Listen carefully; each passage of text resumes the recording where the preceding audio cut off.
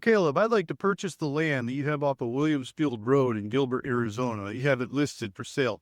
My friend George pointed this one out to me. He's been looking at it. He's been calling you. He's been asking questions, been studying it lots of different ways and reporting back to me. And I got you on the phone the other day. I was asking some questions. You were telling me more about it. No car wash, no gas stations, QSR.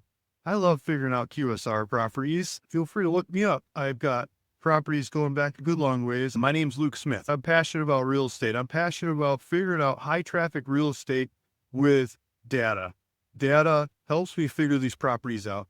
I used to buy properties all over the place, middle of nowhere, Arizona. I'd buy these properties for $500 or less. I'd add access, I'd add utilities, I'd split them up, I'd sell them in different ways. I'd add owner financing and sell them on the internet.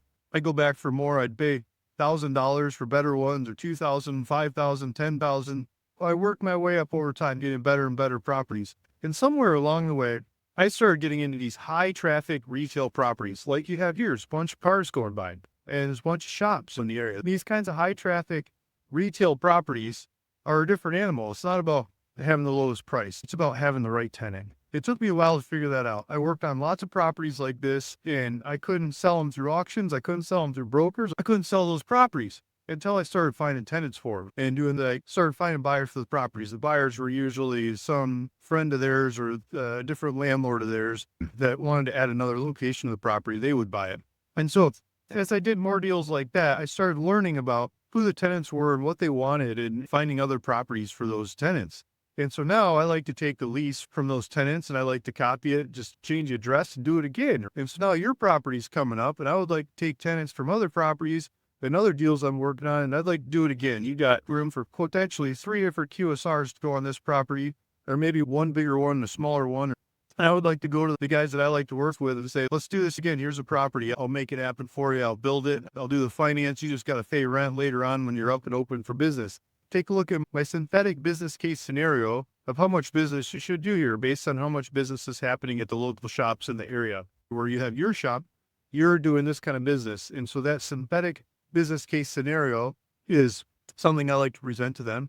And it also helps me figure out how much rent I can charge them. It helps me figure out who could pay the most rent for this property and piece those companies together, those brands together that could pay the most rent for this property to make this property happen. So a part of me asking and telling you about that and asking to do that is I'm asking for a little bit of time to work on this property and work with those tenants, say, okay, here it is. Let's make this happen. And they say, yes, Luke, let's go do it again. I'd like to close with you as fast as I can. Go work it out with them from there. So if you're interested in that data approach to real estate like this, I've got a link in the description below. And that link will take you back to my community where we've got a lot of like-minded people. We get together, we talk about these kinds of properties, we share contacts, we share data, we share information, we go back and forth and we learn from each other and we do more deals. So if you're interested in that, please hit the link and see the calendar. We got live sessions going on every now and then. Chime in and add your 2 cents. Maybe you could teach, maybe you can learn, maybe a little bit of both.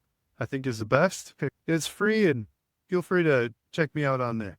If you are interested in owning these kinds of properties out in the future, I've got different ones in the pipeline that I'd like to hand off and recapitalize to be able to make more offers like this. If you would like to buy those from me or partner with me on those in one way, shape, or form, please feel free to give me a call. My contact information is on my website, realvacantland.com. You can also see a couple thousand properties there, smaller dollar kinds of properties I've traded over time on there as well. Smaller dollar properties on there, bigger dollar properties you can look up in the county records. They run them through more traditional channels. Either way, thanks for listening. Thanks for watching. This is Luke Smith, realvacantland.com. See you in the next one. Bye.